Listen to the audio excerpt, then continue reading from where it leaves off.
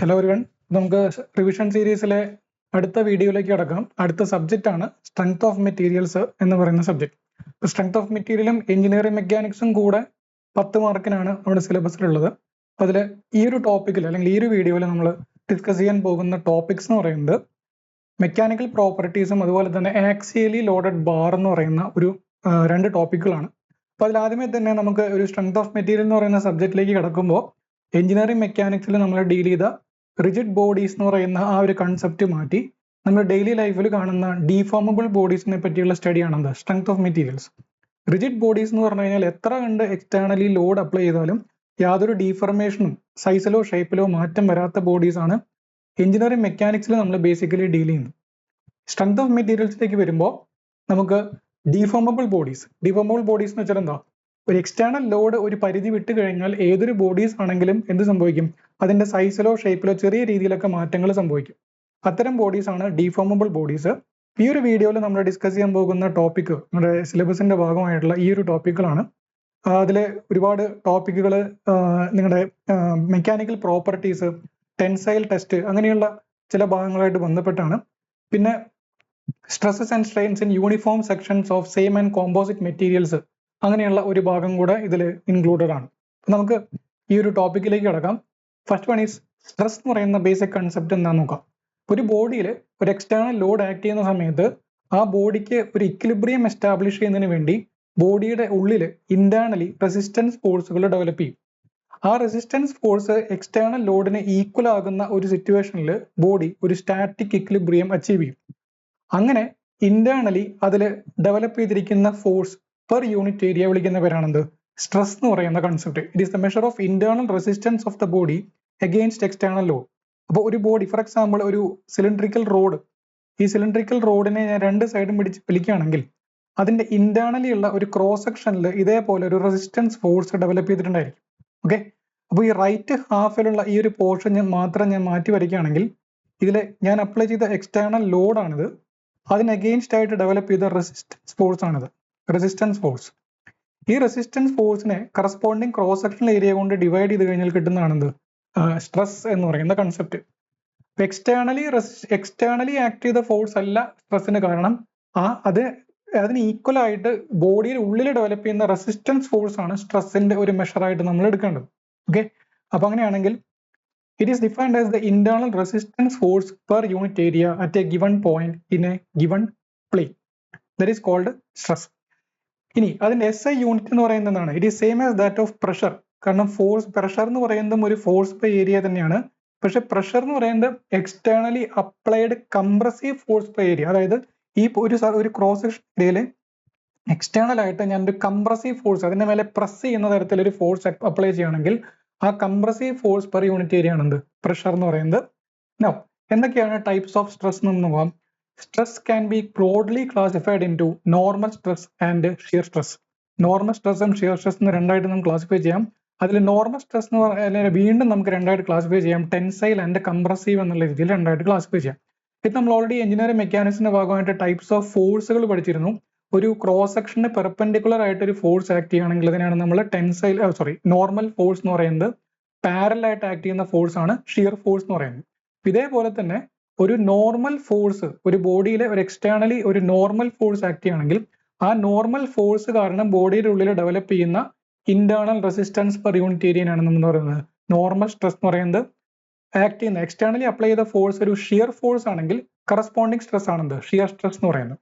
But normal stress is the resistance force acting normal to the cross section per unit area, whereas shear stress is the resistance force acting parallel to the cross section per unit area. ഞാൻ നേരത്തെ വരച്ച figure, for example ഇവിടെ ഞാൻ ഒരു റോഡിനെ പിടിച്ച് വലിക്കുന്ന ഒരു figure കാണിച്ചിരുന്നു. ഇത് എന്ത് ടൈപ്പ് ലോഡാണ്?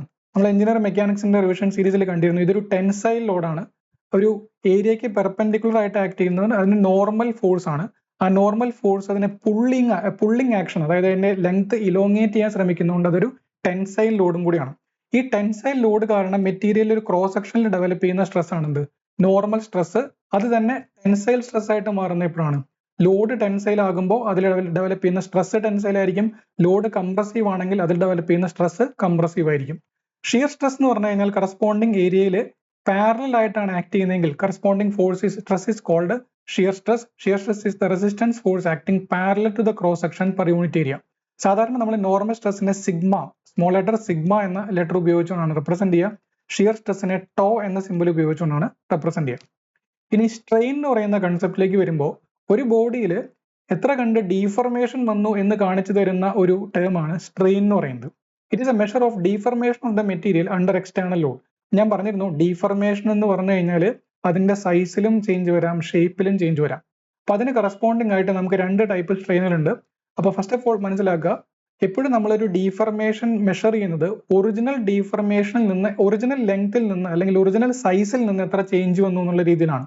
അതായത് ഒരു റേഷ്യോ ആയിട്ടാണ് നമ്മൾ സ്ട്രെയിൻ എപ്പോഴും മെഷർ ചെയ്യുക. അതുകൊണ്ട് തന്നെ ഇതൊരു ഡയമെൻഷൻലെസ് ക്വാണ്ടിറ്റി ആണ്, ഇതിന് യൂണിറ്റ് ഇല്ല.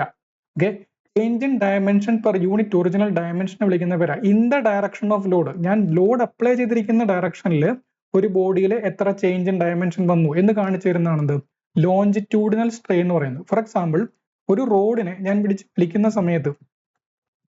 വലിക്കുന്ന സമയത്ത് ആ റോഡിന് ഒരു ഇലോങ്ങേഷൻ സംഭവിക്കും, അല്ലെ? ഒരു റബ്ബർ ബാൻഡ് പിടിച്ച് വലിക്കുന്ന ആലോചിച്ചാൽ മതി. അപ്പൊ റബ്ബർ ബാൻഡിനെ ഞാൻ പിടിച്ച് വലിക്കുന്ന ഡയറക്ഷനിൽ അതിന്റെ ലെങ്ത്തിന് ഒരു ചേഞ്ച് വരുന്നുണ്ട്. ആ ലെങ്ത്തിൽ ഉണ്ടായിട്ടുള്ള change per unit original length, അതിനാണ് എന്ത് പറയുന്നത് ലോഞ്ചിറ്റ്യൂഡിനൽ സ്ട്രെയിൻ എന്ന് പറയുന്നത്. കാരണം ആ സ്ട്രെയിൻ ഞാൻ മെഷർ ചെയ്യുന്നത് in the direction of load ആണ്. പക്ഷെ അതേസമയം നിങ്ങൾക്ക് ഇവിടെ കാണാം, ഈ റബ്ബർ ബാൻഡ് ഒക്കെ പിടിച്ച് വലിക്കുന്ന സമയത്ത് അത് നേർത്ത് വരുന്ന കാണാം, അതിന്റെ ക്രോസ് സെക്ഷൻ വളരെ തിന്നായിട്ട് വരുന്ന കാണാം. അപ്പോൾ ക്രോസ് സെക്ഷൻ എന്ന് പറയുന്നത് ഞാൻ അപ്ലൈ ചെയ്ത ലോഡിന് പെർപെൻഡിക്കുലർ ആണ്. അങ്ങനെ മെഷർ ചെയ്യുന്ന സ്ട്രെയിനാണ് ലാറ്ററൽ സ്ട്രെയിൻ അല്ലെങ്കിൽ ട്രാൻസ്വേഴ്സ് സ്ട്രെയിൻ എന്ന് പറയുന്നത്. Okay, the strain measured in the direction perpendicular to the load is called what? Lateral or longitudinal strain. Lateral or transverse strain. അപ്പൊ ഈ രണ്ടുപേരുടെ റേഷ്യോ വിളിക്കുന്ന പേരാണ് Poisson's ratio. It's a very important parameter. Poisson's ratio, it is the ratio of lateral strain to longitudinal strain. Okay, അതിനെ mu എന്ന് represent ചെയ്യാറുണ്ട്, nu എന്ന് represent ചെയ്യാറുണ്ട്, 1/m എന്നും റെപ്രസെന്റ് ചെയ്യാറുണ്ട്. ഈ മൂന്ന് റെപ്രസെന്റേഷൻ പറഞ്ഞിരിക്കുക. അതിൽ എസ്പെഷ്യലി 1/m വെച്ചുകൊണ്ടുള്ള റെപ്രസെന്റേഷൻ ഒന്നുകൂടെ അറിഞ്ഞിരിക്കുക.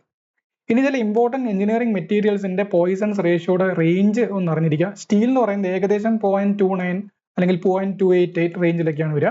Aluminium 0.33, cast iron 0.27, copper 0.355, brass 0.34, stainless steel 0.305, concrete 0.2 ആണ് വരുന്നത്.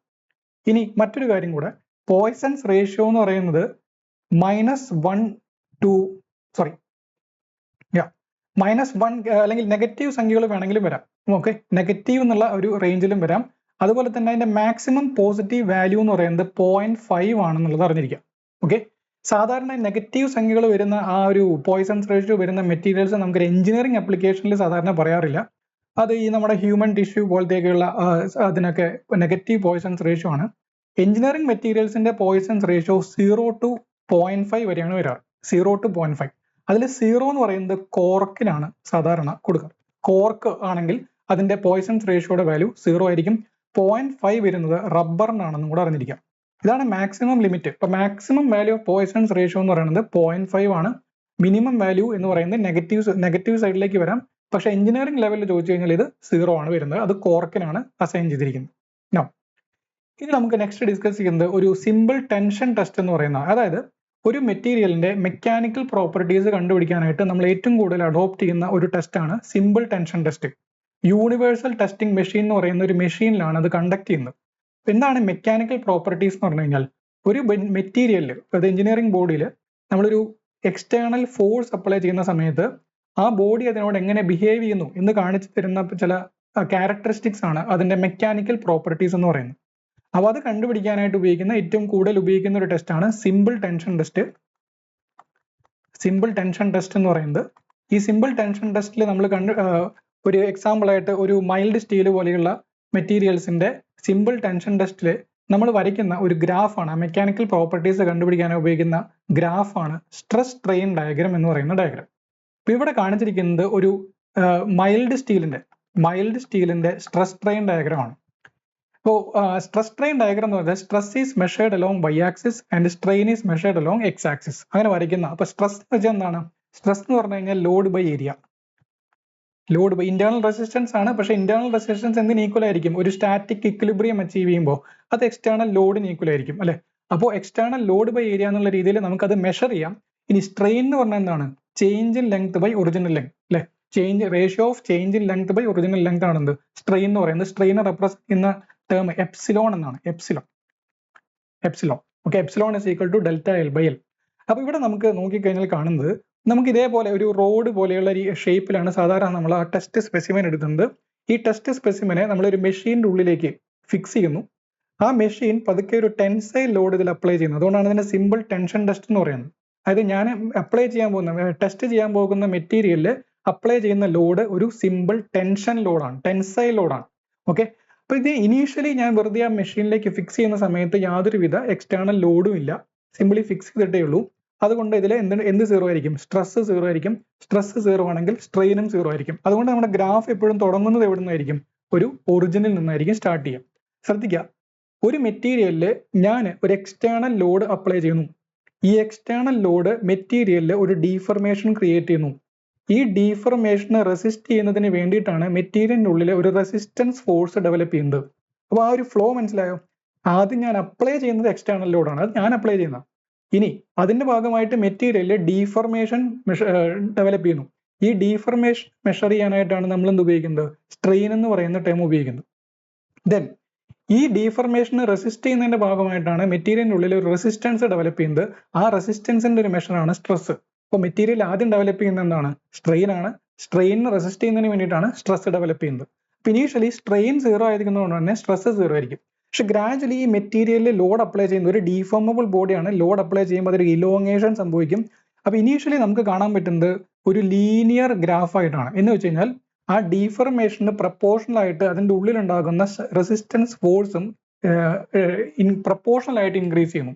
അതുകൊണ്ട് തന്നെ stress will be proportional to strain ആയിരിക്കും. ഈ ഒരു ഒ എ, ഞാൻ ഈ ഒറിജിനൽ ഒ എന്ന് വിളിക്കുകയാണെങ്കിൽ ഒ എ എന്ന് പറയുന്ന ഒരു റീജിയണിൽ stress will be proportional to strain. ഇനി അതിനുശേഷം മെറ്റീരിയലിൽ ഞാൻ ഒരു സർട്ടൻ പോയിന്റ് ഇവിടെ അപ്ലൈ ചെയ്തിട്ടുണ്ട്. ദാറ്റ് ഇസ് ബി എന്ന് പറയുന്ന ഒരു കേസ്. ബി എന്ന് പറയുന്ന ആ ഒരു പോയിന്റ് പ്രത്യേകത, ബി എന്ന് പറയുന്ന പോയിന്റ് വരെ ഞാൻ അതിലൊരു ഡീഫർമേഷൻ വരുത്തി. അതിന് കറസ്പോണ്ടിങ് ആയിട്ടുള്ള സ്ട്രെയിൻ ആണ് ഈ ഒരു പോയിന്റ് നിങ്ങൾ കാണുന്നത്. അതെ, ഡെൽറ്റ എൽ ബി. അത്രയും ഡീഫർമേഷൻ വന്നു. ഇനി ഞാൻ മെറ്റീരിയലിനെ റിലീസ് ചെയ്യുകയാണെങ്കിൽ, ആ മെഷീനിൽ നിന്ന് റിലീസ് ചെയ്യുകയാണെങ്കിൽ വീണ്ടും ഒരു സ്പ്രിങ് പോലെ, സ്പ്രിങ് എങ്ങനെയാണ് അതിന്റെ പഴയ പൊസിഷനിലേക്ക് വരുന്നത്, അല്ലെങ്കിൽ ഒരു റബ്ബർ ബാൻഡിനെ റിലീസ് ചെയ്ത് കഴിഞ്ഞാൽ എങ്ങനെയാണ് അത് പഴയ ഷേപ്പിലേക്ക് വരുന്നത്, അതേപോലെ ഈ മെറ്റീരിയൽ എന്ത് ചെയ്യും? അതിന്റെ ഒറിജിനൽ സൈസിലും ഷേപ്പിലേക്കും തിരിച്ചു വരും. ഓക്കെ. അതുകൊണ്ട് ഈ ഒരു പ്രോപ്പർട്ടി വിളിക്കുന്ന പേരാണ് ഇലാസ്റ്റിസിറ്റി. ഓക്കെ, ഇത്തരം മെറ്റീരിയലിനെ വിളിക്കുന്ന പേരാണ് ഇലാസ്റ്റിക് മെറ്റീരിയൽ. അപ്പോൾ മെറ്റീരിയലിൽ ഒരു എക്സ്റ്റേണൽ ലോഡ് റിലീസ് ചെയ്ത് കഴിഞ്ഞാൽ അതിന്റെ പഴയ അവസ്ഥയിലേക്ക് തിരിച്ചു വരാനുള്ള പ്രോപ്പർട്ടി വിളിക്കുന്നവരാണെന്ത്? ഇലാസ്റ്റിസിറ്റി. അങ്ങനെ ഇലാസ്റ്റിക് ബിഹേവിയർ കാണിക്കുന്ന ഒരു ലിമിറ്റ് ആണ് ഈ ബി എന്ന് പറയുന്നത്. ഇത്രയും ലോഡ് വരെ മാത്രമേ അതിന് ഒരു ഇലാസ്റ്റിക് ബിഹേവിയർ കാണിക്കാൻ പറ്റുള്ളൂ. പക്ഷെ അതിനേക്കാൾ മുകളിലേക്ക് ഞാനതിന് ഡീഫർമേഷൻ വരുത്തി കഴിഞ്ഞാൽ എന്ത് സംഭവിക്കുന്നത് വെച്ചാൽ ഈ മെറ്റീരിയലിന്റെ ഉള്ളിലുള്ള ചില മോളിക്കുലാർ ബോണ്ടിങ്ങുകൾ ബ്രേക്ക് ആവും. അങ്ങനെ ബ്രേക്ക് ആയി കഴിഞ്ഞാൽ മെറ്റീരിയലിന് ഒരിക്കലും അതിന്റെ പഴയ അവസ്ഥയിലേക്ക് തിരിച്ചു വരാൻ പറ്റില്ല. ബി വരെ എന്താ സംഭവിക്കുന്നത് വെച്ചാൽ മെറ്റീരിയൽ ഒരു സ്ട്രെച്ചിങ് മാത്രമേ സംഭവിക്കുന്നുള്ളൂ. ഓക്കെ, അതായത് അതിന്റെ ബോണ്ട് ബ്രേക്ക് ആവുന്നില്ല, ആ ബോണ്ടിനെ ഞാനൊന്ന് എന്ത് ചെയ്യുന്നു? സ്ട്രെച്ച് ചെയ്യുന്നു എന്ന് മാത്രം. അപ്പൊ അങ്ങനെ സ്ട്രെച്ച് ചെയ്യുമ്പോൾ ഒരു സ്പ്രിങ്ങിനെ പതുക്കെ ഞാൻ ഒന്ന് സ്ട്രെച്ച് ചെയ്ത് പിടിച്ചിരിക്കുന്ന പോലെയാണ്. റിലീസ് ചെയ്ത് കഴിഞ്ഞാൽ വീണ്ടും പഴയ അവസ്ഥയിലേക്ക് തിരിച്ചു വരും. പക്ഷേ ഇതേ മെറ്റീരിയൽ തന്നെ ബിയോണ്ട് ഇലാസ്റ്റിക് ലിമിറ്റ് ഞാൻ എക്സ്റ്റെൻഡ് ചെയ്ത് കഴിഞ്ഞാൽ മെറ്റീരിയലിനുള്ളിലെ ബോണ്ടുകൾ ബ്രേക്ക് ആയി തുടങ്ങുന്നു. അതുകൊണ്ട് തന്നെ അത്തരം ബോണ്ടുകൾ വീണ്ടും പഴയ അവസ്ഥയിലേക്ക് അവർക്ക് എന്ത് ചെയ്യാൻ പറ്റില്ല? തിരിച്ചു വരാനായിട്ട് പറ്റില്ല. ദെയർഫോർ മെറ്റീരിയലിൽ സ്ട്രെസ് ഇൻക്രീസ് ചെയ്യുന്നതിനനുസരിച്ച് സ്ട്രെയിനും ഇൻക്രീസ് ചെയ്ത് സി എന്ന് പറയുന്ന ഒരു പോയിന്റിൽ എത്തുന്നു. That is called upper yield point. അപ്പൊ ഈൽഡിങ് എന്ന് പറഞ്ഞു കഴിഞ്ഞാൽ മെറ്റീരിയലിൽ ഒരു പെർമനന്റ് ഡീഫർമേഷൻ വന്നു തുടങ്ങുന്ന പോയിന്റിനാണെന്ന് പറയുന്നത് ഈൽഡിങ് എന്ന് പറയുന്നത്, അല്ലെങ്കിൽ ആ പെർമനന്റ് ഡീഫർമേഷൻ ആണ് എന്ന് പറയുന്നത് ഈൽഡിങ് എന്ന് പറയുന്നത്. അപ്പോൾ മുന്നേ ഇലാസ്റ്റിക് എന്തായിരുന്നു? റിക്കവറബിൾ ഡീഫർമേഷൻ ആണ് ഇലാസ്റ്റിക് എന്ന് പറഞ്ഞു കഴിഞ്ഞാൽ, പെർമനന്റ് ഡീഫർമേഷൻ ആണ് ഈൽഡിങ് എന്ന് പറഞ്ഞു കഴിഞ്ഞാൽ. അപ്പോൾ ദെൻ അഗെയിൻ മെറ്റീരിയലിൽ ഒരു വീണ്ടും ഫർദർ ഞാൻ ലോഡ് ഇൻക്രീസ് ചെയ്യാൻ ശ്രമിക്കുമ്പോൾ ഡീഫർമേഷൻ സഡൻ ആയിട്ട് ഇൻക്രീസ് ചെയ്യുന്നു. എന്ന് വെച്ച് കഴിഞ്ഞാൽ ലോഡിൽ ഒരു ഡിക്രീസ് പോലെ കാണിക്കും. ചില സമയത്ത് നമ്മളിപ്പോൾ ഫിംഗേഴ്സ് തമ്മിൽ ഇങ്ങനെ ക്രോസ് ചെയ്ത് ഇങ്ങനെ പോകുന്ന സമയത്ത് ചില സമയത്ത് ഈസി ആയിട്ട് പോകും, ചിലപ്പോൾ ഒരു ലോക്ക് വരുന്ന കാണാം. പക്ഷെ വീണ്ടും ഫ്രീ ആയിട്ട് പോകും, പിന്നെ ഒരു ലോക്ക് വരും. ഈ ഒരു മെക്കാനിസമാണ് അതിൻ്റെ ഉള്ളിൽ നടക്കുന്നത്. ഈ മെറ്റീരിയൽസിലെ ക്രിസ്റ്റൽസുകൾ, അതിൻ്റെ ഉള്ളിലുള്ള മോളിക്കുലാർ അറേഞ്ച്മെന്റുകൾ തമ്മിൽ ആ ഒരു റിലേറ്റീവ് ആയിട്ട് മൂവ് ചെയ്യുന്നതിന്റെ ഭാഗമായിട്ട് ചില മാറ്റങ്ങൾ സംഭവിക്കുന്നതാണ് ഈ ഒരു ഗ്രാഫിൽ വരുന്നത്. ഓക്കെ, അപ്പൊ സിയിൽ നിന്ന് ഡിയിലേക്ക് വരുമ്പോൾ എന്താ സംഭവിക്കുന്നത്? സ്ട്രെസ് കുറയുന്നു. സ്ട്രെസ് കുറയുന്നതിന് കാരണം ഈ ലോഡിൽ ഒരു കുറവ് സംഭവിക്കുന്നതുകൊണ്ടാണ്. The D is called lower yield point എന്നാണ് അതിനെ പറയാം. ദെൻ അഗെയിൻ മെറ്റീരിയലിൽ സംഭവിക്കുന്ന വളരെ ഇമ്പോർട്ടൻ്റ് ആയിട്ടുള്ള ഒരു മാറ്റമാണ് D2E. This called plastic region.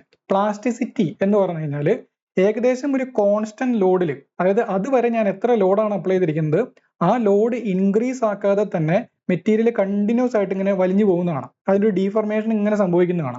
Okay, പ്രത്യേകിച്ച് ഞാൻ എക്സ്റ്റേണലി ലോഡൊന്നും ഇൻക്രീസ് ചെയ്യേണ്ട ആവശ്യമില്ല. അത്ര ആ ഒരു സമയത്ത് എത്ര ലോഡാണ് D എന്ന് പറയുന്ന പോയിന്റിൽ എത്ര ലോഡാണ് ഞാൻ അപ്ലൈ ചെയ്തിരിക്കുന്നത് ആ ലോഡിൽ തന്നെ മെറ്റീരിയൽ കണ്ടിന്യൂസ് ഡീഫോം ചെയ്ത് പോകുന്ന ഒരു പോയിന്റ് ആണെന്ത് D2E എന്ന് പറയുന്ന region. That is called plastic region. Plastic deformation എന്നാണ് ഇതിന് പറയാം. ഒരു മെറ്റീരിയൽ കോൺസ്റ്റന്റ് ലോഡിൽ കണ്ടിന്യൂസ് ആയിട്ട് ഡീഫോം ചെയ്യുന്നതിനാണ് പറയുന്നത് പ്ലാസ്റ്റിക് ഡീഫർമേഷൻ എന്ന് പറയുന്നത്. ഈ എത്തിക്കഴിഞ്ഞാൽ വീണ്ടും മെറ്റീരിയലിൽ ഒരു ലോക്കിംഗ് മെക്കാനിസം സംഭവിക്കുകയാണ്. അപ്പൊ എന്താ സംഭവിക്കുന്നത് വെച്ച് കഴിഞ്ഞാൽ ഈ D2E എന്ന് പറയുന്ന ആ റീജണിൽ കണ്ടിന്യൂസ് ആയിട്ട് ബോണ്ടുകൾ ഇങ്ങനെ ബ്രേക്ക് ചെയ്തുകൊണ്ടിരിക്കും. ഒരുപാട് ഫ്രീ മോളിക്യൂൾസുകൾ ഫോം ചെയ്യണം അതിൻ്റെ ഉള്ളിൽ. ഈ ഫ്രീ മോളിക്യൂൾസ് കുറെ കഴിഞ്ഞു കഴിഞ്ഞാൽ ഈ ഫ്രീ ആയിട്ടിരിക്കുന്ന മോളിക്യൂൾസ് തന്നെ ക്രൗഡഡ് ആയിട്ട് മാറും. അങ്ങനെ ക്രൗഡഡ് ആകുമ്പോൾ ഫർദർ ആ ഡീഫർമേഷൻ അത് തടയും. അങ്ങനെ തടയുന്ന പോയിന്റ് ആണ് E എന്ന് പറയുന്ന പോയിന്റ്. അവിടെ നിന്ന് അങ്ങോട്ട് മെറ്റീരിയലിനെ ഞാൻ വീണ്ടും ഡീഫോം ചെയ്യണമെങ്കിൽ ഫർദർ ലോഡ് ഇൻക്രീസ് ചെയ്യണം. അത്രയും നേരം കോൺസ്റ്റന്റ് ലോഡിലാണ് ഡീഫോം ചെയ്ത് പോയിരുന്നത്. എനിക്ക് പ്രത്യേകിച്ച് ലോഡൊന്നും എക്സ്ട്രാ അപ്ലൈ ചെയ്യേണ്ട ആവശ്യം ഉണ്ടായിരുന്നില്ല. കാരണം ബോണ്ടുകൾ ഇങ്ങനെ ബ്രേക്ക് ചെയ്ത് പോവുകയാണ്. വൺസ് ബോണ്ടുകൾ ബ്രേക്ക് ചെയ്ത് ഒരുപാട് ബോണ്ടുകൾ ഫ്രീ ആയിട്ട് വന്നു കഴിഞ്ഞാൽ അവിടെ ഒരു ക്രൗഡ് ജനറേറ്റ് ചെയ്യുന്നു. ഈ ക്രൗഡ് ഫർദർ ഡീഫർമേഷനെ അത് തടയുന്നു. അങ്ങനെ തടയുന്ന പോയിന്റ് ആണ് E എന്ന് പറയുന്ന പോയിന്റ്. E മുതൽ ഫർദർ ഡീഫർമേഷൻ വരണമെങ്കിൽ ബോഡിയിൽ വീണ്ടും ഞാൻ എന്ത് ചെയ്യണം, ലോഡ് ഇൻക്രീസ് ചെയ്യണം. അങ്ങനെ ലോഡ് ഇൻക്രീസ് ചെയ്യുന്ന ഈ ഒരു റീജിയൻ വിളിക്കുന്ന പേരാണ് സ്ട്രെയിൻ ഹാർഡനിങ് റീജിയൻ എന്ന് പറയുന്നത്. Strain hardening. ഓക്കെ, ദെൻ ഒരു മാക്സിമം റെസിസ്റ്റൻസ് ബോഡിയിൽ ഡെവലപ്പ് ചെയ്യുന്ന പോയിന്റ് ആണ് F എന്ന് പറയുന്നത്. Is called ultimate stress point. അപ്പോൾ ഒരു മെറ്റീരിയലിൽ ഒരു സിമ്പിൾ ടെൻഷൻ ടെസ്റ്റിൽ ഡെവലപ്പ് ചെയ്യാവുന്ന maximum stress, that is F എന്ന് പറയുന്ന point, that is ultimate stress. അതിനുശേഷം മെറ്റീരിയൽ സംഭവിക്കുന്ന ഒരു മാറ്റം എന്താണെന്ന് വെച്ചാൽ നെക്കിംഗ് എന്ന് പറയുന്ന ഒരു ഫിനോമിനൻ അവിടെ നടക്കും. നെക്ക് എന്ന് പറഞ്ഞു കഴിഞ്ഞാൽ അതുവരെ ഒരു യൂണിഫോം ഡയമീറ്റർ ആയിരുന്ന ബോഡിയിൽ ഒരു വീക്ക് പോർഷനിൽ ഉണ്ടോ ഇത്തരത്തിൽ ക്രോസ് സെക്ഷൻ പെട്ടെന്ന് റെഡ്യൂസ് ചെയ്ത് വരുന്നതാണ്. അപ്പോൾ ഈ നേരത്തെ പറഞ്ഞ പോലെ ആ ബോണ്ടുകൾ ബ്രേക്ക് ആയിട്ട് ഒരു വീക്ക് റീജൻ ജനറേറ്റ് ചെയ്യുന്നു. ഈ വീക്ക് റീജണിൽ ബോണ്ടിങ് വളരെ ഫാസ്റ്റ് ആയിട്ട് റെഡ്യൂസ് ചെയ്യുന്നതിന്റെ ഭാഗമായിട്ട് ക്രോസ് സെക്ഷൻ ഇങ്ങനെ കുറഞ്ഞു വരും. അതായത് കൂടുതൽ സറൗണ്ടിങ് റീജൻ അപേക്ഷിച്ച് പെട്ടെന്ന് ഡീഫർമേഷൻ സംഭവിക്കുന്ന ഒരു റീജനാണ് നെക്കിംഗ് എന്ന് പറയുന്നത്. അങ്ങനെ വളരെ നേരത്തെ ഒരു ക്രോസ് സെക്ഷൻ ആയിട്ട് മാറുന്നു. ആ ക്രോസ് സെക്ഷൻ വീണ്ടും ഫർദർ ഞാൻ എക്സ്റ്റെൻഡ് ചെയ്യുന്നതിനനുസരിച്ച് എനിക്ക് ആ ഒരു ക്രോസ് സെക്ഷൻ എന്ന് പറഞ്ഞാൽ ഓൾറെഡി അവിടെ മെറ്റീരിയൽ കുറവാണ് അല്ലെ, ചെറിയ ക്രോസ് സെക്ഷനാണ്. ആ ക്രോസ് സെക്ഷന് ഡീഫർമേഷൻ വരുത്താനായിട്ട് എനിക്ക് ഇനി ഒരുപാട് ലോഡൊന്നും അപ്ലൈ ചെയ്യേണ്ട ആവശ്യമില്ല. അതിങ്ങനെ നീണ്ടുപോയി അവസാനം അത് പൊട്ടിപ്പോകുന്നു, ഫ്രാക്ചർ ആയിട്ട് മാറുന്നു. ദറ്റ് ഈസ് കോൾഡ് G എന്ന് പറയുന്ന point. That is called simply fracture point അല്ലെങ്കിൽ ഫെയിലിയർ പോയിന്റ് എന്നൊക്കെ നമുക്ക് പറയാം. അപ്പോൾ ഇതാണ് ഒരു മെക്കാനിസം അവിടെ നടക്കുന്നത്. ഇപ്പൊ റീജൻസ് പ്രധാനമായിട്ട് അറിഞ്ഞിരിക്കുക. O to A എന്നാണ് പ്രത്യേകത. Stress is proportional to strain. അതുകൊണ്ട് അതിനെ പ്രപ്പോർഷണാലിറ്റി ലിമിറ്റ് എന്നാണ് അതിനെ പറയാം. A is called proportionality limit. Then O to A is proportional region. A to B എന്താ പ്രത്യേകത, അല്ലെങ്കിൽ B വരെയുള്ള പോയിന്റ് എന്താണ് പ്രത്യേകത? ഇലാസ്റ്റിക് റീജൻ ആണ്. ഇലാസ്റ്റിക് റീജൻ എന്ന് പറയുമ്പോൾ മെറ്റീരിയൽ പഴയ അവസ്ഥയിലേക്ക് തിരിച്ചു വരാനുള്ള ഒരു കഴിവ് അതിനപ്പോഴും ഉണ്ട്. പക്ഷെ ബിയോണ്ട് ബിക്ക് അപ്പുറത്തേക്ക് പിന്നെ ആ ഒരു കഴിവ് കൃത്യമായിട്ടില്ല. ഇലാസ്റ്റിസിറ്റി അതിന് നഷ്ടപ്പെട്ട് തുടങ്ങുന്നു. yielding സ്റ്റാർട്ട് ചെയ്യുന്നു, അതായത് പെർമനന്റ് ഡീഫർമേഷൻ സ്റ്റാർട്ട് ചെയ്യുന്നതാണ് ആ റീജൻ. ദെൻ D2E എന്ന് പറയുന്ന റീജന്റെ പ്രത്യേകത എന്താ? അതൊരു പ്ലാസ്റ്റിക് ഡീഫർമേഷൻ ആണ്. കോൺസ്റ്റന്റ് സ്ട്രെസ്സിലെ മെറ്റീരിയൽ കണ്ടിന്യൂസ് ആയിട്ട് ഡീഫോം ചെയ്യുന്ന പോയിന്റ് ആണ്. ദെൻ E എത്തിക്കഴിഞ്ഞാൽ പെട്ടെന്ന് ഒരു ലോക്ക് സംഭവിച്ച പോലെ മെറ്റീരിയലിന് എനിക്ക് ഡീഫോം ചെയ്യാൻ പറ്റുന്നില്ല. അപ്പോൾ ഫർദർ ലോഡ് ഇൻക്രീസ് ചെയ്താൽ മാത്രമേ മെറ്റീരിയലിൽ ലോഡ് സ്ട്രെയിൻ ഡെവലപ്പ് ചെയ്യുള്ളൂ. That is called strain hardening region. അത് മാക്സിമം റെസിസ്റ്റൻസ് ഡെവലപ്പ് ചെയ്യുന്ന ഒരു പോയിന്റ് വരെ അത് എക്സ്റ്റെൻഡ് ചെയ്യുന്നു. That is called ultimate stress point. അതിനുശേഷം നെക്കിംഗ് എന്ന് പറയുന്ന ഒരു ഫിനോമിനൻ സ്റ്റാർട്ട് ചെയ്യുന്നു. നെക്ക് പറഞ്ഞു കഴിഞ്ഞാൽ ഒരു ലോക്കൽ റീജിയനിൽ ക്രോസ് സെക്ഷൻ പെട്ടെന്ന് റെഡ്യൂസ് ചെയ്യുന്നതിനാണെന്ന് പറയുന്നത് നെക്കിംഗ് എന്ന് പറയുന്നത്. അതിനുശേഷം ആ ക്രോസ് സെക്ഷൻ കണ്ടിന്യൂസ് ആയിട്ട് ഡിക്രീസ് ചെയ്ത് അവസാനം അത് പൊട്ടിപ്പോകുന്നു. That is point G called fracture point. Okay, ഇത്രയാണ് വരുന്നത്. ദെൻ അപ്പോൾ ഇതാണ് ആ different regions. A is proportionality limit, B is elastic limit, OB is the elastic region, C is the upper yield point, D is the lower yield point, DE is the plastic region, DF is the strain hardening region, F is the ultimate stress point, FG is the necking region, G is the fracture point. അപ്പോൾ ഈ ഒരു stress strain ഡയഗ്രമുമായി ബന്ധപ്പെട്ട് ഒരു important law ആണ് hooks law. Robert hook എന്ന് പറയുന്ന ഒരു സയന്റിസ്റ്റിന്റെ പേരിലാണ് അത് അറിയപ്പെടുന്നത്. Within proportionality limit stress is directly proportional to strain. This is called Hooke's law. That is, stress is directly proportional to strain, or stress is equal to some constant into strain. That constant is called what? Young's modulus അല്ലെങ്കിൽ modulus of elasticity എന്ന് പറയുന്നത്. Modulus of ഇലാസ്റ്റിസിറ്റിയുടെ unit അപ്പം എന്തായിരിക്കും? Modulus of elasticity എന്ന് പറഞ്ഞു കഴിഞ്ഞാൽ it is stress by strain. Stress by strain ആണെങ്കിൽ സ്ട്രെയിനിന് യൂണിറ്റ് ഇല്ല, അതുകൊണ്ട് സ്ട്രെസ്സിന്റെ അതേ യൂണിറ്റ് ആയിരിക്കും, which is newton per metre square. അല്ലെങ്കിൽ വേറെ രീതിയിലും പറയാറുണ്ട്, that is also called pascal. Pascal. ഇനി മറ്റൊരു യൂണിറ്റും കൂടെ അറിഞ്ഞിരിക്കുക. ഒരു മെഗാ പാസ്കൽ എന്ന് പറഞ്ഞു കഴിഞ്ഞാൽ 10⁶ പാസ്കൽ ആണ്, which is also equal to 1 newton per mm square. ഇനി 1 ജിഗാ പാസ്കൽ എന്ന് പറഞ്ഞു കഴിഞ്ഞാൽ 10⁹ പാസ്കൽ ആണ്, which is also equal to 10⁻³ megapascal. Okay, ഇതൊക്കെ ഹയർ വാല്യൂസ് ഓഫ് പാസ്കലിനെ റെപ്രസെന്റ് ചെയ്യാനായിട്ട് ഉപയോഗിക്കുന്ന ചില അബ്രിവിയേഷൻസ് ആണ്. യങ്സ് മോഡുലസ് എന്ന് പറയുന്ന ചില ഇമ്പോർട്ടന്റ് മെറ്റീരിയൽസിന്റെ യങ്സ് മോഡുലസിന്റെ വാല്യൂ ജിഗാ പാസ്കലിൽ ഇവിടെ കൊടുത്തിട്ടുണ്ട്. മൈൽഡ് സ്റ്റീലിന്റെ ഏകദേശം 210 ആണ്. അലുമിനിയത്തിന്റെ ഏകദേശം 69 or 70 റേഞ്ചിലാണ് വരിക. ചില എലമെന്റ്സ് അനുസരിച്ച് അത് മാറാം. കാസ്റ്റ് അയൺ എന്ന് പറയുന്നത് 98, കോപ്പർ 120, സിങ്ക് 100, ടങ്സ്റ്റൺ 430. കോൺക്രീറ്റ് ഒരു കമ്പാരിസണിന് വേണ്ടി കൊടുത്തിരിക്കുന്നതാണ് 5 to 40. അതിന്റെ കോൺക്രീറ്റിന്റെ ഗ്രേഡ് ഒക്കെ അനുസരിച്ച് മാറും. ഇലാസ്റ്റിസിറ്റി എന്ന് പറയുന്ന പ്രോപ്പർട്ടിയുടെ ഡെഫിനേഷൻ എന്താണ്? Tendency of a body to regain its original size and shape when the external load is removed. അല്ലെ, ഒരു ബോഡിയിൽ എക്സ്റ്റേണൽ ലോഡ് റിലീസ് ചെയ്ത് കഴിഞ്ഞാൽ അതിന്റെ പഴയ സൈസിലേക്കും ഷേപ്പിലേക്കും തിരിച്ചു വരാനുള്ള അതിന്റെ പ്രോപ്പർട്ടി വിളിക്കുന്ന പേരാണ് elasticity. Young's modulus is a measure of elasticity എന്ന് വെച്ച് കഴിഞ്ഞാൽ ഏത് മെറ്റീരിയലിനാണോ കൂടുതൽ യങ്സ് മോഡുലസ് ഉള്ളത് ആ മെറ്റീരിയലിന് കൂടുതൽ ഇലാസ്റ്റിസിറ്റി ഉണ്ട്. ആ ഒരു ഇത് ഉപയോഗിച്ചുകൊണ്ട് തന്നെ ചോദിച്ചിരിക്കുന്ന PSC ലെവലിൽ ചോദിച്ചിരിക്കുന്ന ഒരു ചോദ്യമാണ്, which is more elastic, steel ആണോ റബ്ബർ ആണോ എന്നുള്ളൊരു കൺസെപ്റ്റ്. ശ്രദ്ധിക്കുക, റബ്ബർ എന്ന് പറയുന്നത് പെട്ടെന്ന് ഇങ്ങനെ എക്സ്റ്റെൻഡ് ആവുന്നുണ്ട്, അതുകൊണ്ട് കൂടുതൽ ഇലാസ്റ്റിക്. നമ്മൾ അവിടെ ഉദ്ദേശിക്കുന്ന ഇലാസ്റ്റിസിറ്റി എന്ന് പറയുന്നത് ഫ്ലെക്സിബിലിറ്റി ആണ്. റബ്ബർ ഫ്ലെക്സിബിൾ ആണ്, പക്ഷേ ഇലാസ്റ്റിസിറ്റി ആർക്കാണ് കൂടുതൽ? സ്റ്റീല്. ഞാനൊരു എക്സാമ്പിൾ പറയാം. ഇപ്പോൾ സ്റ്റീലിന്റെ വരച്ചപ്പോൾ നമ്മൾ ഗ്രാഫ് ഇങ്ങനെയാണ് വരുന്നത്, ഇലാസ്റ്റിക് ലിമിറ്റ് വരെയുള്ള ഒരു ഭാഗം B എന്ന് പറയുന്ന പോയിന്റ് വരെ. റബ്ബറിന്റെ വരച്ചു കഴിഞ്ഞാൽ ഇത്രയും ഉണ്ടാവുള്ളൂ, ചെറിയൊരു റീജൻ ആയിരിക്കും. അപ്പോൾ ആർക്കാണ് കൂടുതൽ ഇലാസ്റ്റിക് റേഞ്ച് വരുന്നത്? ആർക്കാണ്? സ്റ്റീലിനാണ്.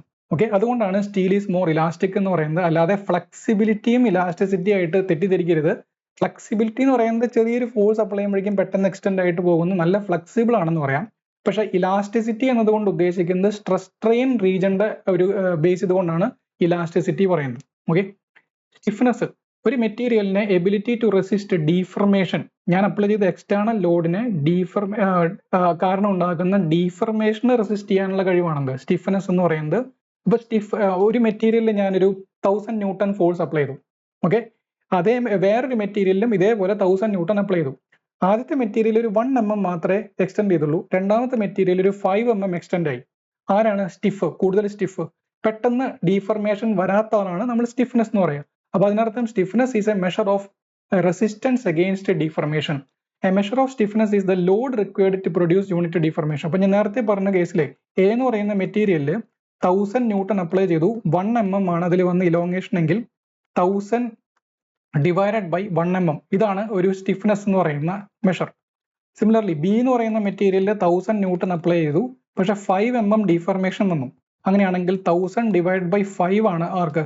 ഇയാളുടെ സ്റ്റിഫ്നെസ്. അപ്പൊ ആരാണ് കൂടുതൽ സ്റ്റിഫ്? ഇയാളാണ് കൂടുതൽ സ്റ്റിഫ്നെസ്. ഓക്കെ, A എന്ന് പറയുന്ന ആളാണ് കൂടുതൽ സ്റ്റിഫ് ആയിട്ടുള്ളത്. അപ്പൊ അതിന്റെ യൂണിറ്റും കൂടെ ഒന്ന് അറിഞ്ഞിരിക്കുക, ന്യൂട്ടൺ പെർ മീറ്റർ. സാധാരണ മില്ലിമീറ്റർ ആണ് നമ്മൾ സാധാരണ പറയാം. ഇപ്പൊ ന്യൂട്ടൺ പെർ mm എന്നോ കിലോ ന്യൂട്ടൺ പെർ mm എന്നോ അങ്ങനെ പല രീതിയിൽ നമുക്ക് അതിനെ എക്സ്പ്രസ് ചെയ്യാനായിട്ട് പറ്റും. Next plasticity. പ്ലാസ്റ്റിസിറ്റി എന്ന് പറയുന്നത് എന്താണ്? പെർമനന്റ് ഡീഫർമേഷൻ വരുന്ന രീതിയിലാണ് പ്ലാസ്റ്റിസിറ്റി എന്ന് പറയുന്നത്. പക്ഷേ പ്ലാസ്റ്റിസിറ്റി എന്ന് പറയുന്ന ഒരു ജനറൽ ഡെഫിനേഷൻ ആയിട്ട് നമ്മൾ പറയുകയാണെങ്കിൽ ഒരു മെറ്റീരിയൽ എക്സ്റ്റേണൽ ലോഡ് ഞാൻ അപ്ലൈ ചെയ്തു, അതിലൊരു ഡീഫർമേഷൻ വന്നു, ആ ലോഡ് റിലീസ് ചെയ്യുമ്പോൾ അത് തിരിച്ചു വരികയാണെങ്കിൽ അത് ഇലാസ്റ്റിക് ആണെന്ന് പറയും. ഇതിന് നേരെ ഓപ്പോസിറ്റ് ആണ് പ്ലാസ്റ്റിസിറ്റി എന്ന് പറയുന്നത്. എന്ന് വെച്ച് കഴിഞ്ഞാൽ മെറ്റീരിയലിൽ ഒരു പെർമനന്റ് ഡീഫർമേഷൻ റീറ്റെയിൻ ചെയ്യാനുള്ള അതിന്റെ കഴിവിനെ വിളിക്കുന്ന പേരാണ് പ്ലാസ്റ്റിസിറ്റി. ഇതുകൊണ്ട് എന്താ ഉപകാരം? നമുക്ക് ചുറ്റും കാണുന്ന എല്ലാ എക്യുപ്മെന്റ്സും അല്ലെങ്കിൽ എല്ലാ ആൾക്കാരെയും നമ്മൾ അതിന്റെ ഷേപ്പിലേക്ക് മാറ്റിയെടുത്തിരിക്കുന്നതാണ്, അല്ലാതെ നാച്ചുറൽ തന്നെ ഇങ്ങനെ കിട്ടുന്നതല്ല, അല്ലെ? അങ്ങനെ പല പ്രോസസ്സുകൾ വഴി മെറ്റീരിയലിൽ പലതരത്തിലുള്ള ലോഡുകളും ബെൻഡിങ്ങും ഒക്കെ അപ്ലൈ ചെയ്ത് നമുക്ക് ആവശ്യമുള്ള റിക്വയർഡ് ഷേപ്പിലേക്ക് മാറ്റിയെടുക്കുമ്പോൾ ആ ലോഡ് റിലീസ് ചെയ്യുമ്പോൾ അത് വീണ്ടും പഴയ അവസ്ഥയിലേക്ക് നിവർന്നു വരരുത്. അപ്പോൾ ആ ഒരു ഷേപ്പ് തന്നെ അതിന് റീറ്റെയിൻ ചെയ്യാനുള്ള കഴിവിനെ വിളിക്കുന്ന പേരാണെന്ത്? പ്ലാസ്റ്റിസിറ്റി എന്ന് പറയുന്നത്. It is opposite of elasticity. Elasticity ആണെങ്കിൽ തിരിച്ചു വരും. അടുത്ത ഒരു ടൈമാണ് ടഫ്നെസ്. ടഫ്നെസ് എന്ന് പറയുന്നത് strength with which material opposes rupture. Plasticity എന്ന് പറഞ്ഞു കഴിഞ്ഞാൽ ഒരു certain ഡീഫർമേഷൻ റീറ്റെയിൻ ചെയ്യാന്നുള്ളതാണ്. ആ പ്ലാസ്റ്റിസിറ്റി തന്നെ നമ്മൾ അപ് ടു ഫ്രാക്ചർ അല്ലെങ്കിൽ റപ്ചറിന് വരെ, അതായത് ആ മെറ്റീരിയൽ കംപ്ലീറ്റ്ലി ഫെയിൽ ആകുന്നത് വരെ മെറ്റീരിയലിന് എത്ര എനർജി അല്ലെങ്കിൽ എത്രത്തോളം ലോഡിനെ വിത്ത്സ്റ്റാൻഡ് ചെയ്യാൻ പറ്റുന്നുണ്ട് എന്നതിന്റെ ഒരു മെഷറാണെന്ത് ടഫ്നെസ് എന്ന് പറയുന്നത്. അപ്പൊ material's ability to absorb energy without fracture or up to fracture.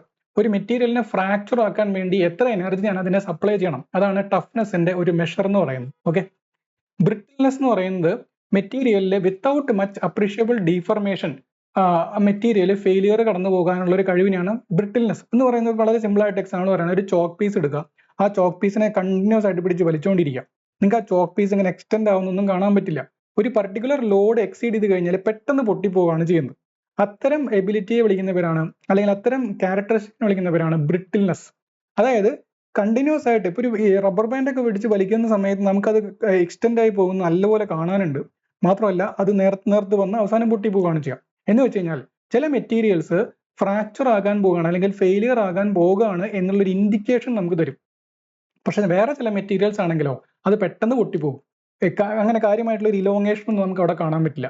അത്തരം മെറ്റീരിയൽസിനാണ് ബ്രിട്ടിൽ മെറ്റീരിയൽ എന്ന് പറയുന്നത്. ആ നേച്ചറിന് വിളിക്കുന്ന പേരാണ് brittleness. Tendency of a material to fracture or fail at relatively small strain, അതായത് അത്ര വലിയ ഡീഫർമേഷൻ ഇല്ലാതെ തന്നെ എക്സ്റ്റേണൽ ലോഡിൽ അത് പെട്ടെന്ന് പൊട്ടിപ്പോകുന്നതാണ് ബ്രിട്ടിൽനെസ് എന്ന് പറയുന്നത്. It is a lack of ductility. അപ്പൊ എന്താണ് ഡക്റ്റിലിറ്റി എന്ന് നമുക്കറിയണമല്ലോ. ഡക്റ്റിലിറ്റി എന്ന് പറഞ്ഞു കഴിഞ്ഞാൽ ability of a material to deform plastically without failure under tensile load. അതായത് ഒരു കൺസിഡറബിൾ ഡീഫർമേഷന് ശേഷം മാത്രം ഫെയിലിയർ അല്ലെങ്കിൽ ഫ്രാക്ചർ സംഭവിക്കുകയാണെങ്കിൽ അത്തരം പ്രോപ്പർട്ടിയെ വിളിക്കുന്ന പേരാണ് ഡക്റ്റിലിറ്റി എന്ന് പറയുന്നത്. Okay. Ability of a material to plastically deform without failure. അപ്പൊ നേരത്തെ പറഞ്ഞ ആ ഒരു ടെൻസൈൽ ഒരു മൈൽഡ് സ്റ്റീലിന്റെ റോഡിനെ ഞാൻ പിടിച്ച് വലിക്കുന്നതിനനുസരിച്ച് നല്ലൊരു ഇലോങ്ങേഷൻ അതിൽ കാണാൻ പറ്റും. ഒരു സർട്ടൻ മില്ലിമീറ്റർ ഓഫ് ഇലോങ്ങേഷൻ കാണിച്ചു തന്നതിന് ശേഷമാണ് എന്ത് ചെയ്യുന്നത്, ഡീഫർമേഷൻ വരുന്നത്. അപ്പൊ നിങ്ങൾക്ക് ഇങ്ങനെ ഒരു മൈൽഡ് സ്റ്റീലിന്റെ ചെറിയൊരു റോഡ് തരികയാണെങ്കിൽ ഈ റോഡിനെ കണ്ടിന്യൂസ് ആയിട്ട് നിങ്ങൾക്ക് പിടിച്ച് വലിച്ചുകൊണ്ടിരിക്കാം. വലിച്ച് അവസാനം നിങ്ങൾക്ക് ഒരു നേർത്ത ഒരു ത്രെഡ് പോലെ അല്ലെങ്കിൽ ഒരു വയർ പോലെയാക്കി മാറ്റാൻ പറ്റും. എസ്പെഷ്യലി കോപ്പർ പോലെയുള്ള പെട്ടെന്ന് ഡീഫോം ചെയ്ത് വലിച്ചു നീട്ടാൻ പറ്റുന്ന മെറ്റീരിയൽസ് ഉണ്ട്. അത്തരം മെറ്റീരിയൽസിനൊക്കെ നമുക്ക് ഇതേപോലെ ഒരു ടെൻസൈൽ ലോഡ് രണ്ട് സ്ഥലത്തും പിടിച്ച് അപ്ലൈ ചെയ്തുകൊണ്ട് അവസാനം അതിനെ വിത്തൗട്ട് ഫ്രാക്ചർ പൊട്ടിപ്പോകാതെ തന്നെ നല്ലൊരു ഡീഫർമേഷൻ വരുത്തി ലെങ്ത് ഇൻക്രീസ് ചെയ്ത് അതിന്റെ തിക്നെസ് കുറച്ച് കൊണ്ടുവന്ന് ഒരു വയറാക്കി മാറ്റാൻ പറ്റും. ഇതിനെ നമ്മൾ വിളിക്കുന്ന പേരാണ് വയർ ഡ്രോയിങ്. വയർ ഡ്രോയിങ് എന്നാണ് ഇതിന് പറയാം. ഈ വയർ ഡ്രോയിങ് ഓപ്പറേഷന് ആവശ്യമായിട്ടുള്ള പ്രോപ്പർട്ടി എന്താണെന്ന് ചോദിച്ചു കഴിഞ്ഞാൽ എന്താണ്, ഡക്റ്റിലിറ്റി ആണ്. Ability of a body to be drawn into thin wire, അതാണ് ഡക്റ്റിലിറ്റി എന്ന് പറയുന്ന പ്രോപ്പർട്ടി.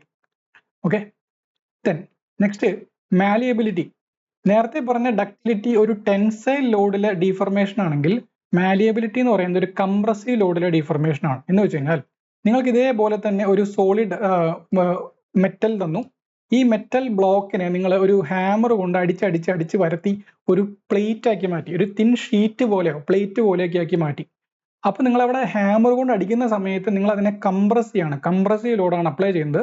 അങ്ങനെ ഒരു കംപ്രസീവ് ലോഡ് അപ്ലൈ ചെയ്തുകൊണ്ട് ഒരു ഡീഫർമേഷൻ കടന്നു പോകാനുള്ള ഒരു മെറ്റീരിയലിന്റെ കഴിവിനെ വിളിക്കുന്ന പേരാണെന്ത്, മാലിയബിലിറ്റി.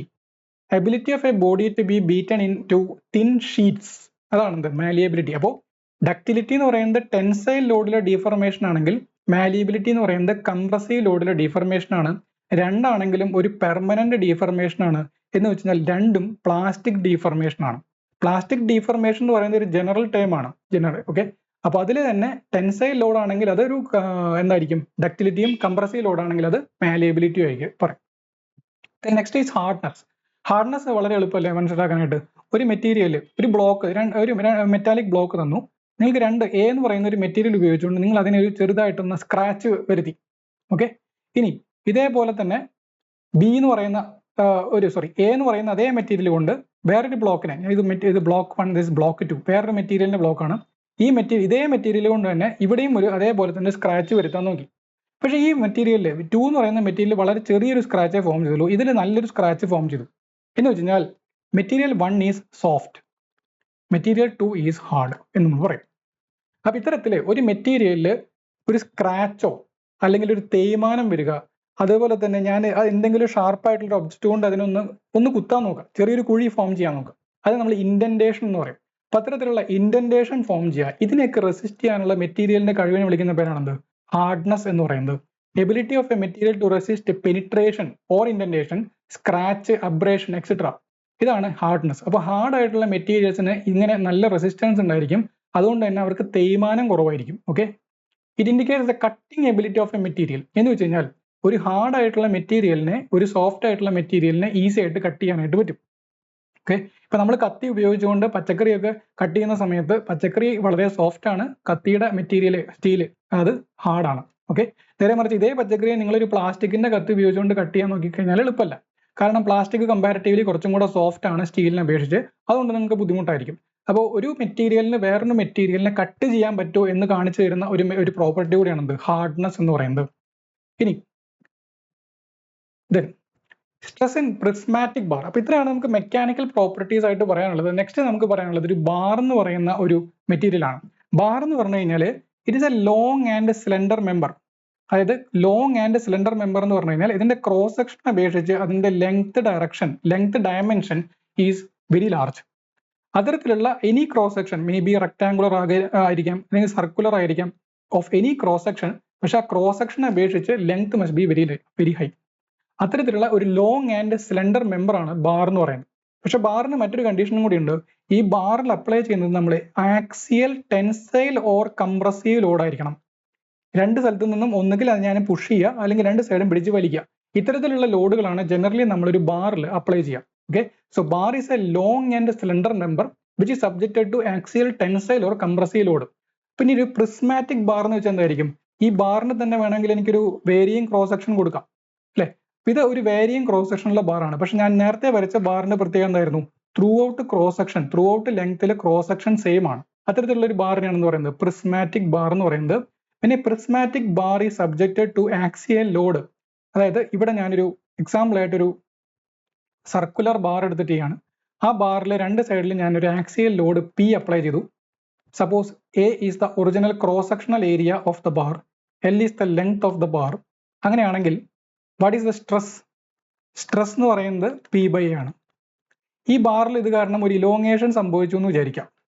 ഓക്കെ, ഇപ്പോൾ ഉള്ള ഇതിന്റെ ലെങ്ത് L+Δl ആണെങ്കിൽ വാട്ട് ഈസ് ദ സ്ട്രെയിൻ എന്ന് പറയുന്നത് എന്താണ്? Change in length. എത്രയാണ് change in length?